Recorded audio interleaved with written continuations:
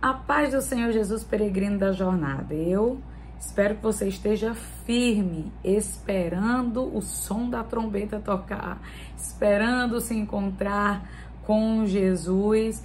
E enquanto ele não vem nessa peregrinação que precisamos enfrentar nessa existência humana que ainda sofre os efeitos do pecado, nós precisamos nos fortalecer. E a gente só se fortalece se alimentando desta palavra que nos conduz ao Filho. E quem tem o Filho tem a vida. Eita glória, Jesus é bom e o diabo não presta. Hoje vamos ler e meditar na segunda carta de João, que só tem um capítulo e apenas 13 versículos, ou seja, é o menor livro do Novo Testamento, isso mesmo. E tem como tema a verdade, o amor, não poderia ser diferente, que nós estamos falando do apóstolo, o discípulo do amor, e também sobre discernimento. Vamos então orar e ler essa carta que é tão pequititinha, mas que tem ensinamentos muito profundos. Oremos. Senhor amado, mais uma vez nós estamos aqui, carentes da tua graça, da tua misericórdia, da instrução do teu Espírito, para compreendermos esta carta que, apesar de tão pequena, é tão profunda. Senhor, imprime em nós a verdade aqui revelada. Assim nós te pedimos em nome do teu Filho Jesus. Amém. Então, vamos ler. Ele começa no versículo 1. O ancião, quem era este ancião? João. Esse provavelmente foi um título de honra que os cristãos daquela época deram a João, reconhecendo inclusive a autoridade apostólica e por ser ele o único que ainda estava vivo, daqueles que foram testemunhas oculares da vida, ministério, morte e ressurreição de Jesus. Então ele diz, o ancião, eu, João, escrevo, a senhora eleita e a seus filhos. Alguns vão dizer que esta senhora eleita era realmente uma mulher, uma viúva muito piedosa lá da região da Ásia, chamada Quíria, que significa senhora. E aí era uma carta dirigida a ela e a sua família. Mas muitos entendem que é uma linguagem figurada, que na verdade quando ele está falando de senhora eleita e seus filhos, é uma forma simbólica de dizer a igreja e seus membros, Provavelmente é isso aqui mesmo que significa. Então, ele está escrevendo a uma igreja. O ancião, a senhora eleita e a seus filhos, aos quais amo na verdade, e não somente eu, mas também todos os que têm conhecido a verdade. Então, está falando do amor que existe entre os irmãos, por amor da verdade que está em nós e para sempre estará conosco. A graça, a misericórdia, a paz da parte de Deus Pai e da do Senhor Jesus Cristo, o Filho do Pai, sejam convosco na verdade e amor. Então, você vê João sempre enfatizando muito a verdade e o amor relacionados a Jesus e destacando mais uma vez que Jesus é o Filho do Pai, que Jesus é Deus. Então, mais uma vez, ele trazendo esse reforço, essa compreensão para inculcar mesmo na mente daqueles crentes. Versículo 4. Muito me alegro por achar que alguns de teus filhos andam na verdade, assim como temos recebido o mandamento do Pai. Andar na verdade diz respeito a um testemunho, a um comportamento que revela uma verdadeira fé.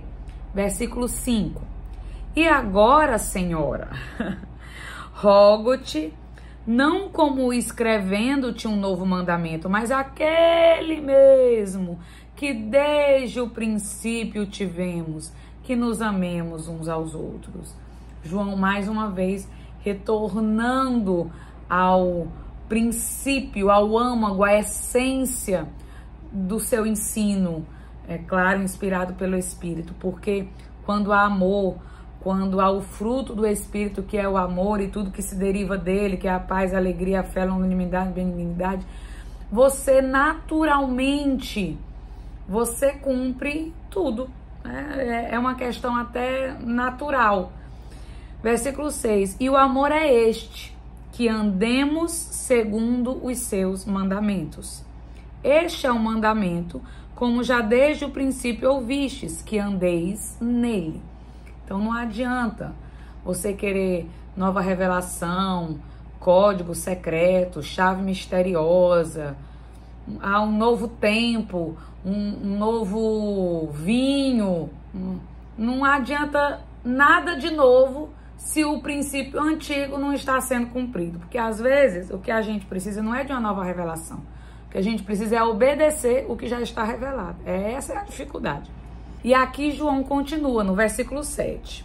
Andem na verdade, porque já muitos enganadores entraram no mundo, os quais não confessam que Jesus Cristo veio em carne. Este tal é o enganador e o anticristo. É sempre uma filosofia, uma cultura, um ensino equivocado, errado, que tenta fazer com que as pessoas não enxerguem Jesus como o que ele realmente é, que é não apenas um líder religioso, não é o maior psicólogo que existiu, não foi um professor iluminado, não. Aqui, Jesus, ele é apresentado e nós cremos que ele é o Salvador do mundo. Ele não foi o fundador de uma religião. E os falsos ensinos sempre tentam levar as pessoas a não compreenderem a identidade de Jesus. E aqui já havia aquela corrente dizendo que Jesus não era o Filho de Deus ou que Jesus não veio em carne e todas aquelas heresias perniciosas que já estavam entrando no meio do povo de Deus ainda no primeiro século da igreja.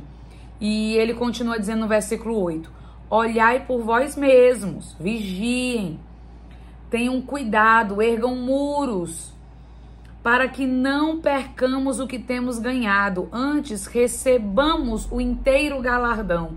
Então vigiem, andem na verdade, conheçam a palavra para não serem enganados, né? Guarda o que tens, para que ninguém tome a tua coroa. Versículo 9. Todo aquele que prevarica e não persevera na doutrina de Cristo não tem a Deus.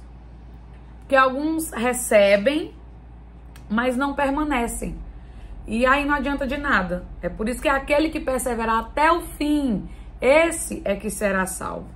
Então, todo aquele que prevarica e não persevera na doutrina de Cristo, não tem a Deus.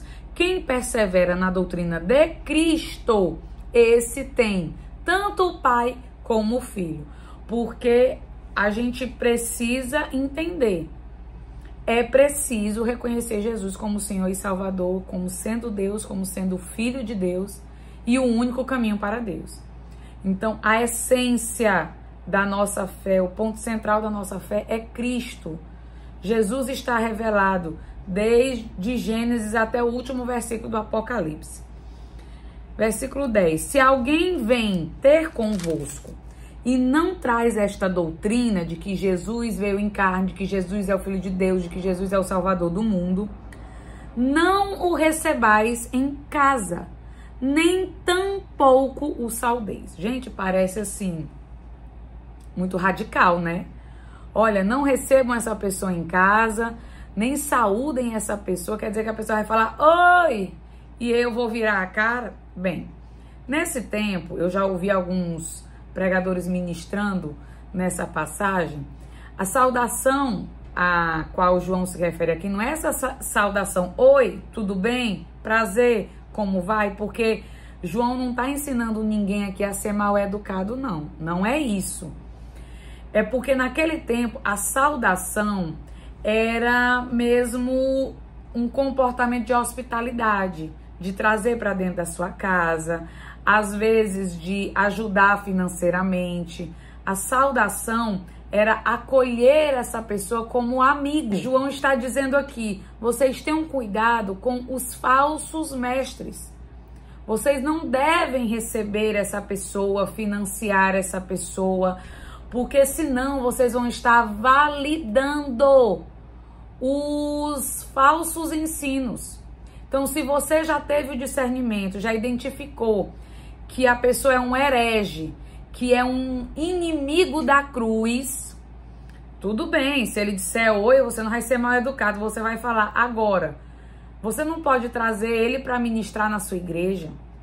Você não pode se associar com esse tipo de pessoa, porque não adianta, você vai validar, você vai estar validando a mensagem dessa pessoa, como se essa pessoa estivesse fazendo ou falando algo correto. E infelizmente nós vivemos em um tempo onde a maioria das pessoas não levam a sério essa recomendação do apóstolo João. As pessoas querem registrar a foto com o famoso, não interessa a mensagem que ele anuncie. Isso é, infelizmente, uma prática dos nossos dias. Encontrei o famoso no aeroporto, não interessa como é a vida dele, como é a mensagem dele. E quando você se associa com essas pessoas, acolhe, financia, tira foto, isso vai realmente fazer com que você esteja validando o comportamento dessa pessoa. Você pode até não concordar, mas aparentemente é como se você estivesse concordando. E é por isso que no versículo 11 ele diz: porque quem o saúda, e aqui está falando de acolhimento, tem parte nas suas más obras, porque você valida. Então, quem vê, por exemplo, a sua foto com o herege, com aquele que tira dinheiro das pessoas, com aquele que troca oração por Pix, aí o que vai acontecer? Quem lhe conhece vai deduzir que você concorda com a prática daquela pessoa. Então, ainda que você não faça a mesma coisa, mas você vai estar dizendo aos outros que concorda. E isso é terrível. E vamos agora para o versículo 12. Tendo muito que escrever-vos, não quis fazê-lo com papel e tinta, mas espero ir ter convosco e falar de boca a boca para que o nosso gozo seja cumprido. Aí João aqui expressando o desejo dele de estar com esta igreja e de vê-los presencialmente. Nada como a presença. E por fim, ele, no versículo 13 diz: saúdam-te os filhos de tua irmã, a eleita. Amém. E aqui deve fazer referência à igreja onde ele estava naquele momento se congregando, né? E aqui se encerra a segunda carta de João. Como a gente pôde ver, essa carta dá uma ênfase a uma advertência que também foi encontrada na primeira carta de João, que é sobre o perigo dos falsos mestres que negam que Jesus é o Filho de Deus, e para nós não nos associarmos com estes que escarnecem da cruz e rejeitam o evangelho genuíno.